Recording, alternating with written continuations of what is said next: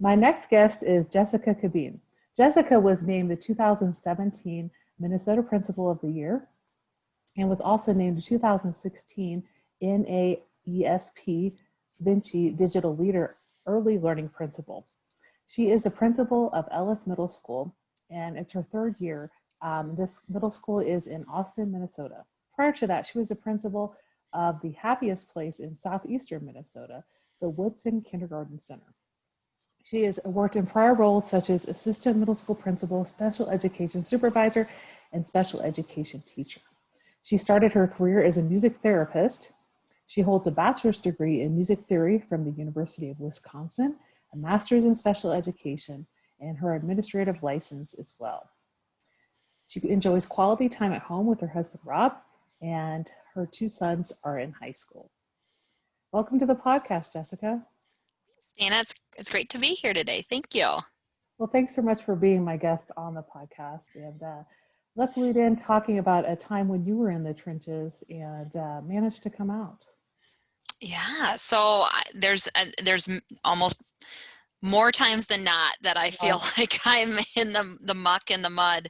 But I could just reference last fall, we had a situation where we had some social media, more from adults than kids, kind of get a little bit out of control. And it really rattled me as a leader and an educator, because I realized and recognized the power of social media and how a story can create kind of a life of its own. And really, I felt like I had the scarlet letter in my community. I felt like everybody's like, oh, there she is. There's the one who can't control things or can't keep her building under control.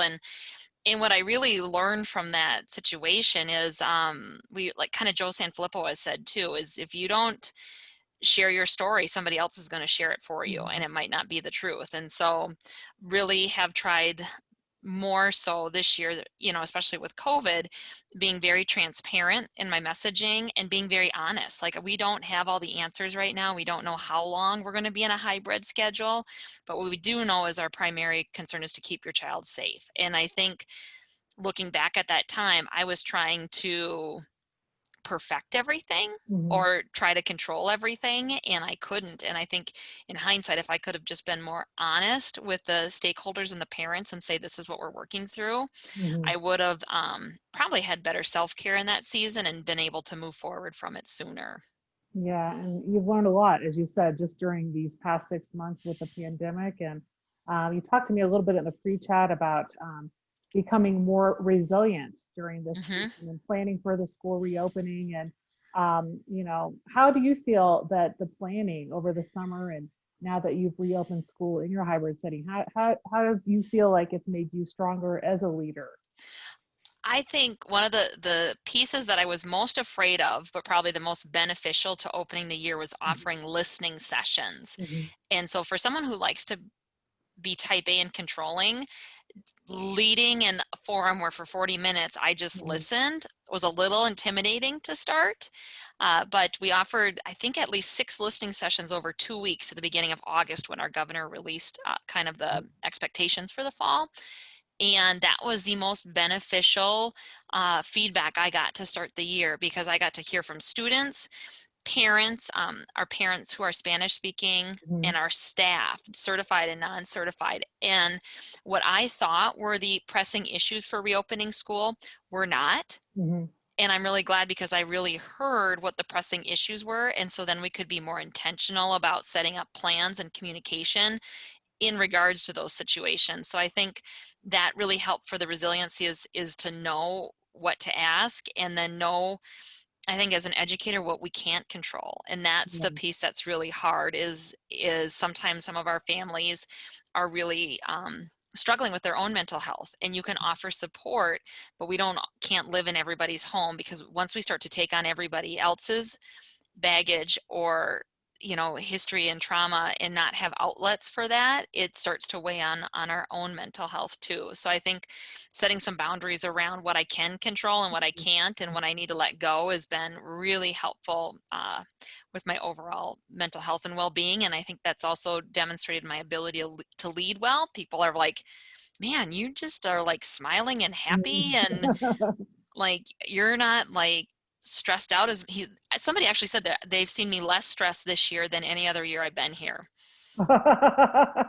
Yeah, I think so as well. I've known Jessica being a part of the Better Leaders, Better Schools Mastermind for about a year. And, I think just thinking back to, times like last fall and, throughout the year and just kind of your demeanor now, Hmm. you seem much happier, you seem less stressed. And like you said, it's a hard time with the school start and everything, but, you realize you can't control everything. And I'm interested in knowing these listening sessions. Was that something you got set up, or was it a group of principals in your district, or was it a statewide decision? It was just me. It Okay. was one of those seek forgiveness, Hmm. not ask permission kind of moments. So Hmm. we just went ahead and opened the door, and really I did practice, though I will say that I was super nervous about it. So I contacted 5 to 6 families that I knew from either my days at the kindergarten center or 7th grade families. And I said, can I go over this with you Hmm. and then get your feedback as to, did I ask the right questions? Am I leading with the right Hmm. information? And so that helped me feel more confident when I hit record and opened the Zoom call to 80 families and said, all right, let's go. Hmm. And so then we did subsequent parent sessions with that same feedback, like, well, how do you want conferences to look? And then just left it open ended. And what tools do you still need to be successful for this year? And I think it also shares with parents and the community that not only do we not have all the answers, Hmm. but even if we have answers, we know we can be better by incorporating their voices as well. And I think that's something we're learning too, is we're really trying to reach out to community partnerships for high touch hotspots in the community. So when kids aren't with us on their distance learning days, they have an opportunity to go to a site that has Wi-Fi, that has volunteers, that's safe, and that people care about them. And so that's been kind of a neat opportunity to ask for help. And I don't think I would have done that before had I not engaged in this being vulnerable and asking for these listening sessions. Hmm. And when you have those listening sessions, did you have a set of scripted questions that you were going to ask? Okay. Yes, yep, scripted questions. I walked through the protocol with everybody involved ahead of time because Hmm. if and obviously Dana, you know me, I'm not quiet. Hmm. And so I wanted to make sure that people understood that my wait time and my silence wasn't anything more than allowing the process to work itself out and to allow people that reflective time. Hmm. But anybody who knows me is like, she mad? Did her screen freeze? Like, is she muted and not know it? Because it's just not my nature to be quiet. Yeah. And so that was something I had to be really upfront with everybody on, is that I'm really, my silence is really honoring the importance of your voice in Yeah. this process. Well, hence the names, listening sessions, right? Mhm. Yeah, Mhm. it kind of went against the personality traits that people know from you. But I think, yeah, as you said, that's the best way to figure out things. And so many districts did surveys, right? And you can get certain percentages from surveys, but just genuinely listening to what they have to say and the ideas, it gives a lot more information. And I participated in a task force. They had like 12 task forces in my district, but a lot of that task force meeting was part of a presentation from the district, right? And they had people put different things together on a Padlet, and that was part of their listening, right? But I think the way you approach things in your listening session, you were able to gather a lot more information than I think a lot of these other districts did through the means that they used in the fall. And talk to me a little bit about the hybrid model that you're currently working in your 7-8 school, and any of the positive aspects that you've seen come out from this experience. Well, I think so. What we did, based upon listening sessions, not only this summer, but just feedback from when we were in crisis distance learning in the spring, was our 7 period day was not going to be optimal for anybody moving Mm-hmm. forward to start the school year, especially because we were welcoming 457th graders who were in more of an elementary model setting. Mm-hmm. So learning our learning management system, learning the building, just learning middle school structure in general was going to be a heavy lift. And so we went to a like mini mester. So we actually made our 7-period day an 8-period day. And for Okay. first quarter, kids get 4 classes, and for second quarter, they get 4 classes in a 90-minute block. Okay. And so what I think, and then hybrid would be half of the school comes Monday, Tuesday, and then their distance learning days are Wednesday, Thursday, Friday. The other half of the school has distance learning days Monday, Tuesday, Wednesday, and then they're in the building Thursday, Friday. And so the class is literally split in half, so we can make sure we're not exceeding any occupancy levels in our building. And it's also unintentionally led a platform for high relationships, Hmm. because your class is 11 kids or 12 kids or 15 kids, and I put some boundaries on that right away for teachers. We aren't our staff wanted to try to be in person and remote at the same time, and the distance learning kids are receiving instruction that's either flipped instruction or it's all in our Schoology. So Hmm. teachers aren't teaching to at-home learners and in-person learners at the same time. When the kids come into school, that's when they're getting enrichment or extension or additional supports and that relationship building, but all that direct teaching is in the Schoology folder, so kids can access it at any time.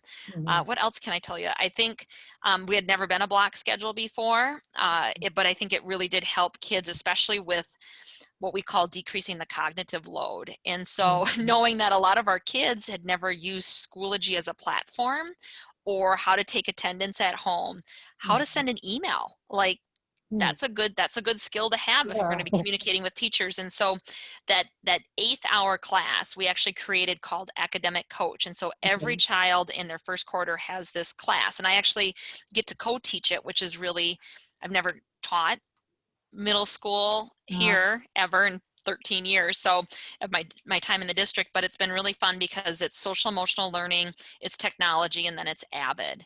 And mhm. so one of the lessons last week was how to send an email. And so we had a script everybody went through. They had an assignment in which they had to send an email and craft it, and then we also shared with families like the on the rubric, like the 4 out of 4 email, so then parents could see, oh my gosh, my kid does know how to send an email. Now on the back end of that, we also spent a lot of time deleting emails and kind of had some record setting for the kid who had like 1,000 emails going back Uh-huh. to 5th grade. But those are some of those skills that I think when they're at home and having to learn more Mm, independently, that cognitive load is decreasing, because they're not thinking, how do I send an email? How do I get a hold of this teacher? How mm, do I take attendance again? Where do I find that assignment? Where do I go to help? So having that class and really front loading that technology support and that social emotional learning, we really hope will provide some long-term benefits for our students and our staff. mhm. Yeah, and that's so important to have that extra period, like you said, with those just those simple things that I mean, a lot of middle schoolers will say, "Oh, we know how to do that," right?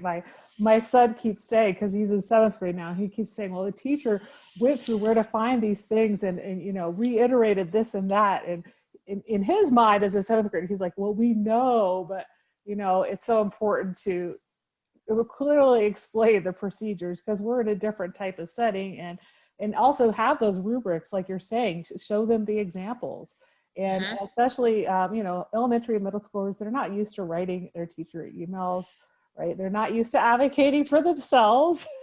So I think that's a great idea that you're having those practice sessions in that Avid slash social emotional learning type Mm-hmm. class. um, Tell me a little bit about how you're managing your own self-care, and some of the ways that you've managed to just take those breaks during the summer when everything was so busy and you're planning for the reopening. And Mm-hmm. your book talks a lot about separation of your work-life balance. So how are Mm-hmm. you keeping that up? So this summer, at the beginning of the summer, I did take a free online course, I think from the University of Washington, by Dr. Clay Cook, and it was all about resiliency. Mhm. And it was a very intensive course, but that was really foundational for me, because I really recognized that when we were in crisis distance learning, I was not taking care of myself. And I Mhm. could definitely, by the summer, see that in my inability to zip up pants Mhm.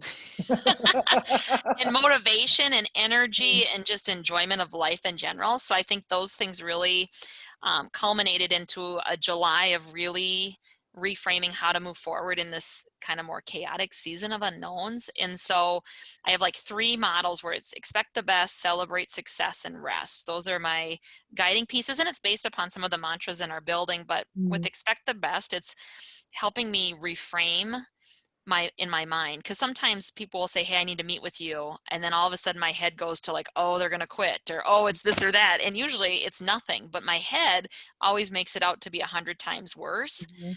And so I'm spending a lot of time reframing, okay, so this could be an opportunity to build on collaboration skills, or this might be an opportunity to really expect the best from other people, and recognize that teachers and parents might have additional stressors I'm not aware of, and that's why it's coming across strong.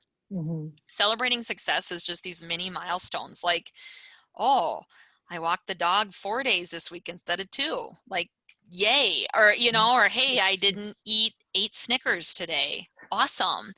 Or I got to finish my reading, or I spent time with a friend this weekend. So like setting these little mini goals that you could also kind of base upon the balance, like a pirate quadrants too, and Mhm. just celebrate the little things, because the big things are really hard to see right now. So focusing on small self-care steps. And then rest has been something, and I think most of us are probably experiencing this, where we're just really restless. Mhm. And Mhm. I even was just talking to the administrative assistant team out here that, like, even when I'm laying down or sleeping, my head is having a hard time slowing down, because we're Mhm. just constantly thinking about what could happen or what isn't happening. And so making sure that we're getting optimal sleep. And sometimes it's just resting, like shutting the phone off, shutting the TV off, turning the news off, finding a book, or nature walks have been something I've really been, it's been beneficial for me that I've never taken the time to do. I'm a Mhm. runner, but walking is really helping me with my self-care and self-regulation right now. And so that's something that I'm going to continue moving forward, is it just kind of helps me recenter myself. And so even over the summer, one of the things I would do every day is at 10:30, I go for a half-hour walk around our school. Mhm. And sometimes I'd listen to a podcast, sometimes I would just walk, sometimes I set up meetings with my counterpart who's the principal of the neighboring school. We'd meet halfway and we'd walk together. And it was really healthy and building a stronger relationship with my colleague. It was really reminding myself to get up and move instead of being in Zoom meetings all day. Mhm. Mhm. And then third, it just really recentered me. Like when I came back, I felt like I was more refreshed and thought of Mhm. new ideas or new ways to tackle things just by getting up and moving a little bit. Mhm. And when you're in the building now, do you try to have some of those talks and meetings with different colleagues while you're walking? Like we're Yep. doing a walk and talk rather than meeting in the classroom or meeting in your office. Yes. And I think it's been fun now. So, uh, because it's still nice in Minnesota, Mhm. because right now it's September 21st. Now, September 22nd, we could have a blizzard, because that's Mhm. Minnesota. You never know what's going to happen. And then, like in January, it could be 70 degrees. But we've been even doing walks with our classes. So, our academic coach class, we've gone out and done walks. And it's really fun because kids let down their guard a little bit Mhm. less, because I think we're walking not 6 feet apart, but still kind of shoulder to shoulder. So I'm no longer the teacher or the expert. Mhm. And so I've learned so much about the students that I'm teaching in that class, because we're just more informal and I can ask questions and they're more apt to answer them in that kind of environment. So it's been kind of fun to do too. Yeah, and I think of those times, that maybe have been like once or twice during a school year when I've led or taught students and taken them outside and, had those walks around the track or, had some journal writing in the woods behind the school. And,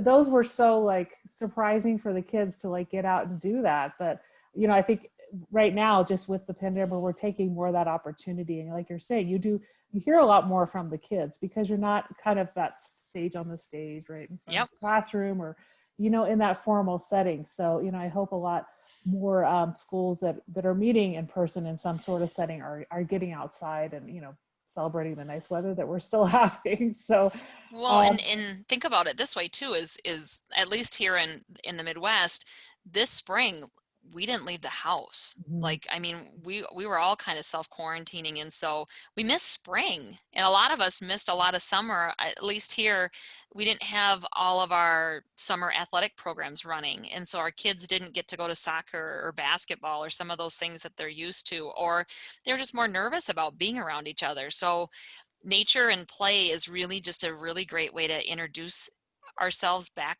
to each other and interacting with each other, and Mhm. just kind of reintroducing our new normal. So I think that's been really, really helpful too, is just kind of slowly reintroducing relationship building in person versus screen time. Yeah, that's so important.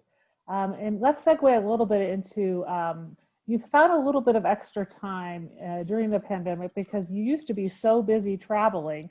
You would give Hmm. keynotes, speak at conferences all the time. So, kind of let me know, like, what was your typical schedule during a month when it came to travels, and what are you thinking of doing once conferences start coming back? I know there are some taking place virtually. Are you thinking of speaking so much at conferences, or are you maybe thinking of redesigning things?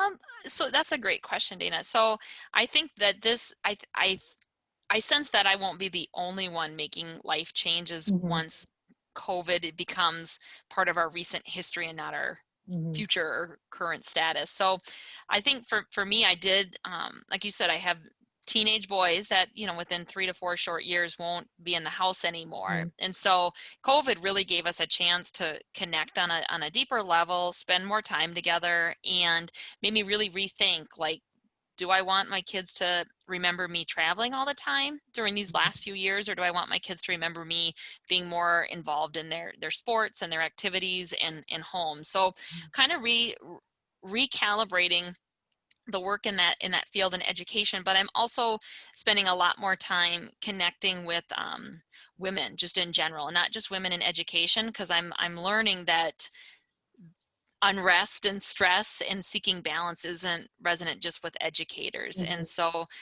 really trying to branch out a little bit in working more just with women in their own leadership and whatever they're doing. So that's been kind of fun to start to maybe go to a few different conferences outside of education, join a couple different writing groups, Hmm. and maybe branch out a little bit in some of the writing that I'm doing, not just book wise, but blogging and interacting with magazines and things too. Great. Talk to me a little bit about a student. You shared in the pre-chat a student that you had who was almost up for expulsion, or student that you've really managed to make a difference in the life of. Oh goodness. Now there's not so many, but I think as educators, as I've been in education for 20 years, and I can name five that I've been able not just to um, be involved in their school life, but their life beyond. And I think when you have that student, they become just a part of your why. And people are like, well, it was so nice what you did, or that was such a blessing. And I think when you get to that point with the relationship, you realize that they were more of the blessing um, to you than you were to them. And so let's who we want to talk about today. Let's talk about Sadiq. So Sadiq was my kindergartner, one of Hmm. my first classes when I was a teacher, and he and I spent a lot of time together. Hmm. He had some challenging behaviors and that we worked through, but he was extremely gifted Hmm. in writing and reading and the arts. And we worked together with his guardian to really make sure that he was in the most appropriate mainstream settings. And then by fourth or fifth grade, I ended up moving down to Austin, and he was still in the Twin Cities area, and we stayed connected. I remember when I had my son, he had a baby gift for him. And Wow. even when I was pregnant, he always talked to my belly, and all these things. He really became part of our family. And then when I had my son Kenny, I would go with him on maternity leave to meet Sadiq and his family. And then come middle school, we had some transitional things where I got to continue to be an advocate for him and his family, even though I was no longer his teacher. I worked in the district, but I could work as kind of a liaison to kind of figure out how things were working. And then I 2 years ago, I got to go to his graduation party as his distinguished guest. Mm. and it was amazing. And the one piece to that journey that I share as part of my story, not his, is when I was here as the middle school assistant principal, and he was maybe in seventh grade, sixth grade, his guardian passed away. And so before she passed, about 6 weeks before, she called me and asked me to be the person to tell him and Mhm. create a social story around that. And it wasn't just about a social story at that point. It was really an opportunity for my husband and Kenny, who is now older, to Mhm. spend time on the weekends with him, to give his guardian and her friends some respite. So we went to all the zoos in the area, and we just listened to him. We took him out for dinner. It was so beneficial for us just to let him share his story with this and what he was struggling with, but Mhm. also to know that we could serve this family in this capacity.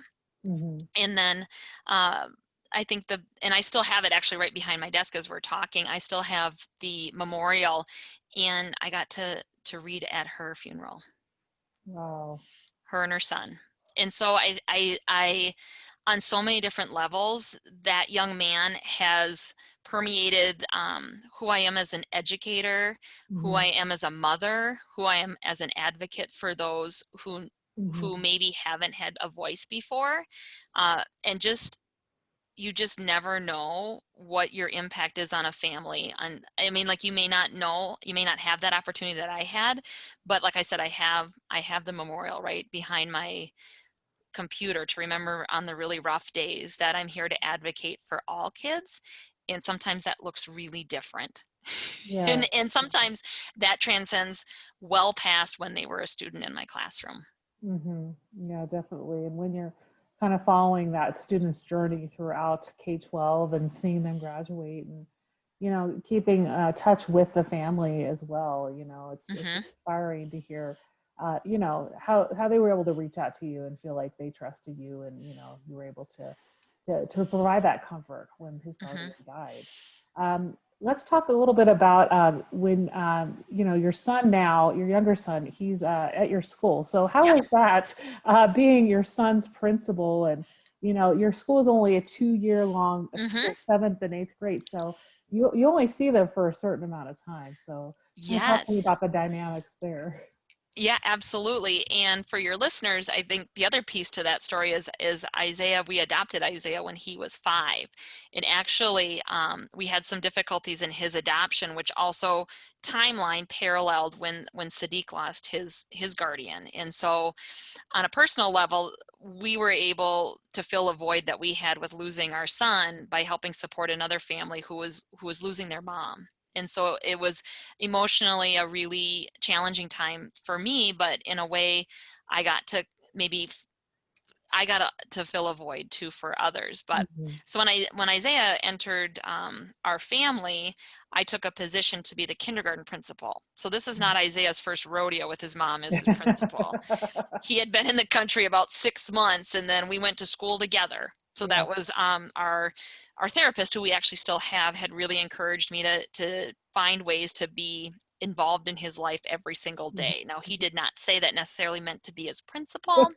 I might have gone a little overboard, but it really helped me to build that solid relationship with him, but then also to have intimate knowledge about what it is to be an English language learner Mhm. in school and the challenges that come with that, but then also the incredible talents of our English language learning teachers Mhm. and our general education teachers, relentlessness to help support all learners. So that was, I mean, it was incredible to be a part of that, and then to have the opportunity to come back here. So Isaiah was my first class of kindergartners, and he's an 8th grader now. And so this cohort on campus I had in kindergarten. So Wow. out of 850 kids, at least 700 of them we had kindergarten together. So it middle school's amazing. I'm really glad I had the opportunity to come back here after being the assistant principal. But being a parent and a principal is, I'm like, there's some days where I'm like, oh my gosh, I have to walk by this teacher and my kid hasn't turned in any work in 2 weeks. So that's a Uh-huh. little humbling. Yeah. But there's also a perk to that because you have keys to the building. So Saturday, guess what we turned in? His homework. His homework. Thank you, Mr. Walker, for the gentle reminder.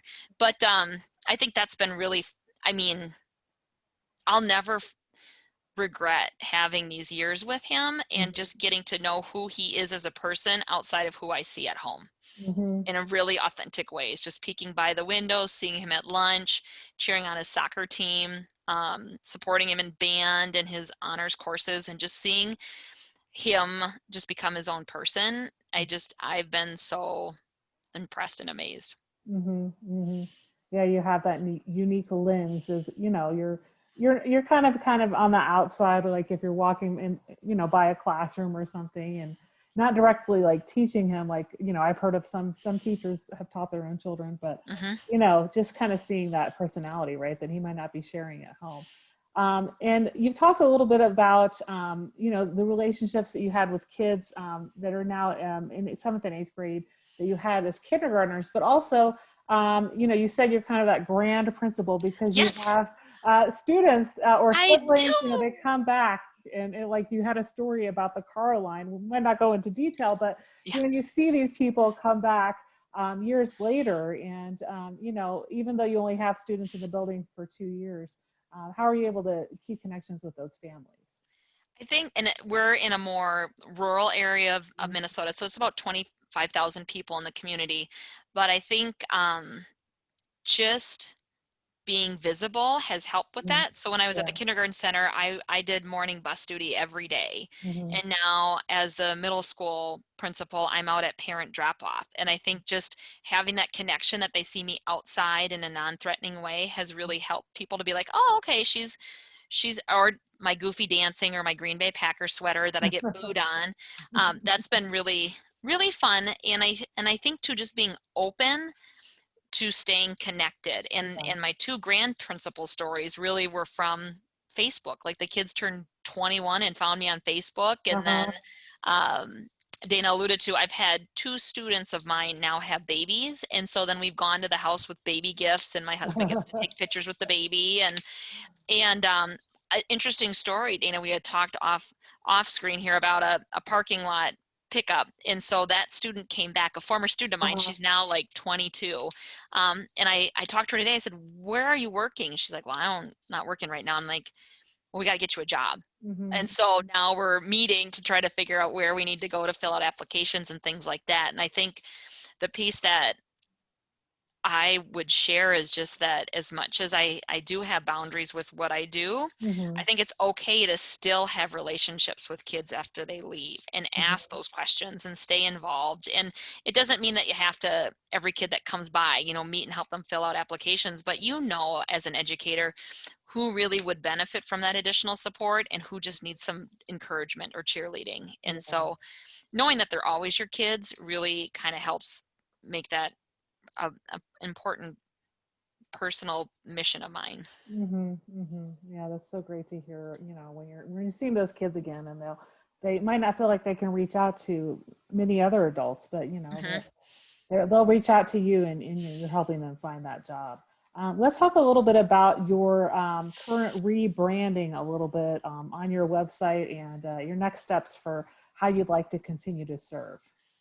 So Dana's part of the mastermind when we had a big conversation about what color scheme I was going to go for on my blog, and it's a newsletter, but really looking at that elevate, talking about doing one thing just a little bit differently or a little bit better, and that Mhm. purpose, passion, and peace. And so really thinking about peace again, it's just that rest and self-care. Passion is just cultivating those joys and the whys, and then the purpose is finding out how to make that happen every day. Mhm. And purpose has been really helpful for me in coming back after COVID into school, Mhm. because you can get, it's almost like when you get on social media and don't really have an intention for it, you could spend 30 to 45 minutes doing nothing but scrolling things that you didn't really need to know. Yeah. Um, you can spend so much time researching PPEs and the newest social distancing and get caught up in lunchroom dismissal that you forget that you're still the instructional leader. Mhm. And so I'm really intentional about that 90-minute visioning block every week of going back and saying, okay, how am I doing on the goals that we set? How am I communicating that out? What information do I need coming in to do better? And just putting that on the calendar and then doing it is really important. So you stay grounded in that purpose. But then like with that rebranding too is just taking that a lens of that outside of education and seeing, Mhm. does this same mantra help support other women and other leaders outside of education also have more intentional opportunities to elevate their work at home and in life? Mhm, mhm. Yeah, I think that's so important today as, we see a lot of these women are, taking on more of the mothering role and still trying to work a full-time job for a lot of those moms that are in that remote school setting, right? And, I think more than ever, helping them see their purpose and, continue to support. Yeah, so, we would really, I'm looking forward to seeing kind of how that evolves in the next year or so. Um, Yes. so it's been great talking to you today on the podcast. Out of everything we talked about today, what's one thing in particular you'd like listeners to remember? Oh goodness. And I was trying to think, okay, so we're gonna be in like December when this probably comes out, or Yeah, January. December or January. Yeah. So what are you celebrating? I think that would be really important. So going back to celebrating success, looking back, because we're recording this on September 21st. And so think back to September. What were you most worried about? What were you, and where are you now? Mhm. And did you accomplish what you thought? Were things as bad? Were they better? What did you learn from it? And what's one thing that you're like, gosh, I did that? Mhm. Everything else that happened, but I got that done. Like Yeah. this is something I'm really proud of, because those mini wins are going to be really important as we don't know what's going to be coming next, Mhm. but you can build on those mini wins and successes to just continue to become more resilient in who you are at work and at home. Yeah. Great things. Great words to end with. So where can people find you online? What's your social media Yes. handle and your website? So Twitter and Instagram is Jessica Cabeen, and then on Facebook it's Principal in Balance, Principal IN Balance. I do have a website as well, and then I link with my newsletter too. So I have a monthly newsletter that comes out and just talks about different things in regards to communicating with others, wellness and self-care, and then includes just some people to follow, things we're reading, just to highlight a couple of different resources for people. And I try to keep it just at once a month, Mhm. pretty quick 5-minute read. Great. Well, thank you so much for being on the Out of the Trenches podcast today. Well, I appreciate it. Thank you very much. And I hope your listeners are safe and feeling accomplished and continuing to do their very best in a really unique season.